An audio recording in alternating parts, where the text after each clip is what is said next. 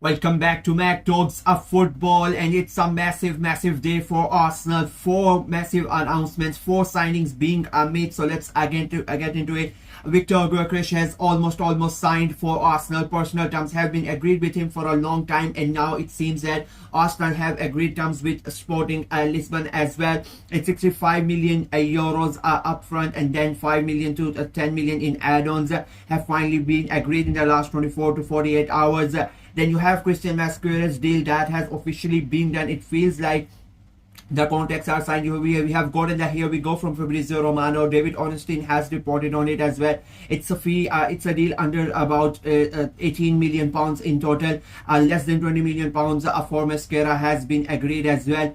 Madueke is going to sign his Arsenal contract today as well, and he might be unveiled as an Arsenal player later on in the day or maybe tomorrow. And then you have Nwaneri signing his contract at Arsenal, extending his stay at Arsenal for a number of years. So big day for Arsenal.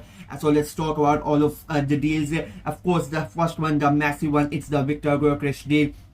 It has been on for the last 1 week. A week ago, it was reported that personal terms were agreed with Gyökeres and Arsenal agreed the terms with Sporting CP. But over the last week, there have been some sort of delays. The Sporting CP president, he has sort of acted like a prick, if I'm being very honest with you. He went back on his gentleman's agreement with Victor Gyökeres.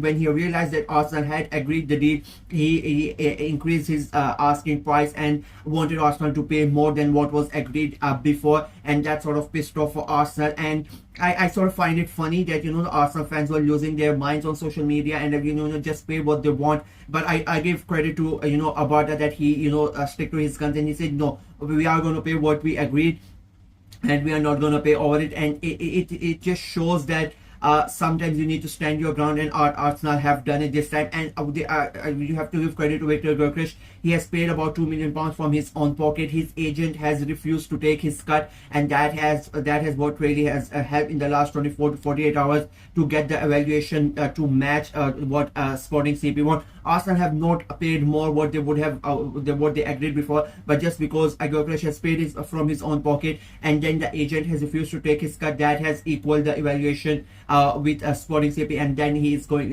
It looks like it's going to be announced in a couple of days. The deal is agreed in principle. The emails are being sent. The contracts are being signed right now. I mean, the way that Gyökeres has decided, the way that he has acted to come to Arsenal, I don't think I have seen any player in the last about 20 to 25 years who has become an Arsenal hero before even coming to the club. I think the last player I remember is Sol Campbell.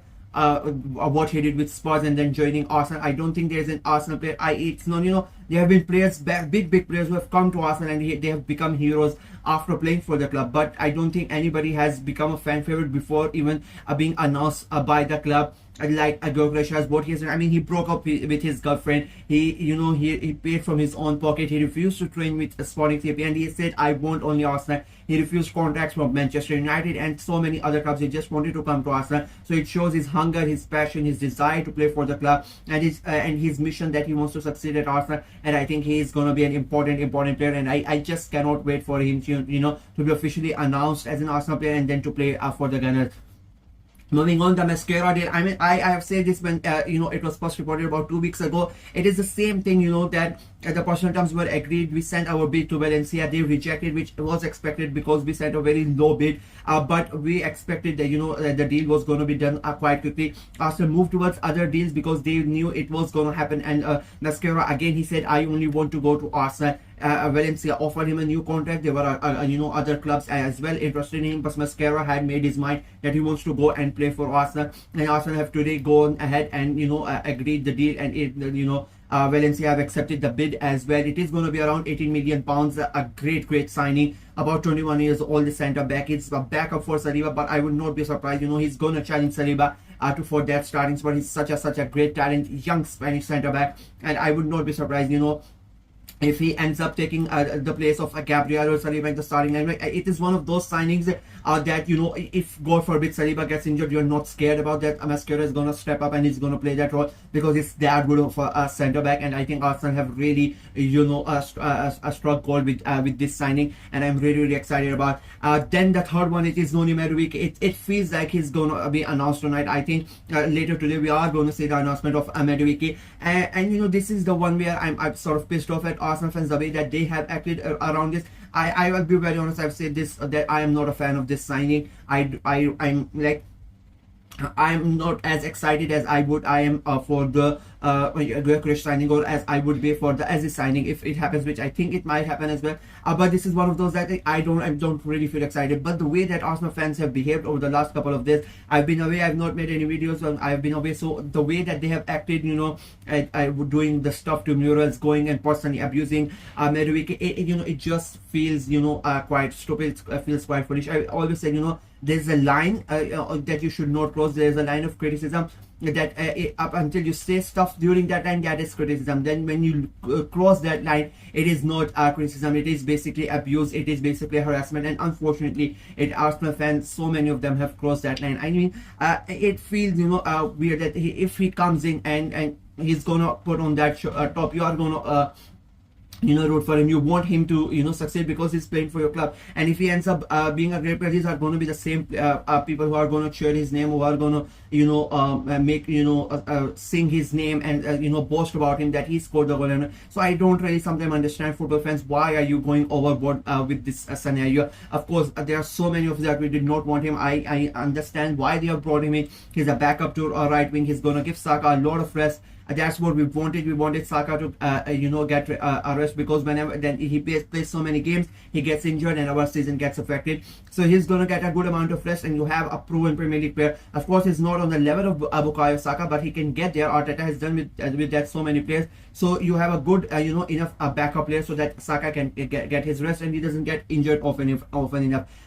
Do I think there were other alternatives who would have gotten on at cheaper prices? I agree that, but then again, Arteta has brought in other players that a lot of Arsenal fans did not want, and he has turned them into great players, and Arsenal fans, they have become fan favorite. I mean, the best example is Kai Havertz. Everybody was against it, and then he became such an important player that when we lost him last year around January, every Arsenal fan was devastated that why we have lost Havertz. He was so important, he was so influential in our attack. So just goes to show, sometimes trust the manager and let him do what he wants.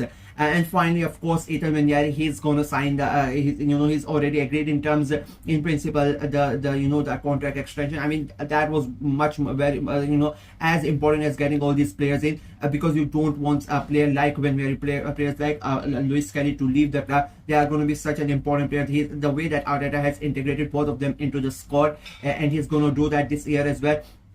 People seem to forget we are in so many competition, and all of these players are gonna, you know, get so much of games, and I'm really, really happy that Nwaneri is gonna stay. Is one of our own boys. You want, you know, players coming in from the academy to stay at the club and, you know, and reach their potential that they have. And we all know how much of a good player Nwaneri is. Of course, he needs time, and I think he realizes that he has good people around him, and that's why they have not made stupid decision to, you know, to jump ship. And Chelsea were really interested in him, but they have decided to stay at Arsenal, and I'm really, really pleased about that. As I said, great day for Arsenal, great day for Arsenal fans. So let's hope all these deals go through, and Arsenal finally, you know, can go ahead and maybe, you know, clinch the title which we want for about 20 plus years. So yeah, that's it for me in this video. Let me know how excited you are about all these signings. And Rebel fans, what do you think about this signing? Does it make Arsenal stronger, or do you think it doesn't really matter? Arsenal are not going to do it yet again. Let me know in the comment section below. Like the video, share it as well, click on the notification bell, and of course subscribe to the channel. Until next time, bye bye.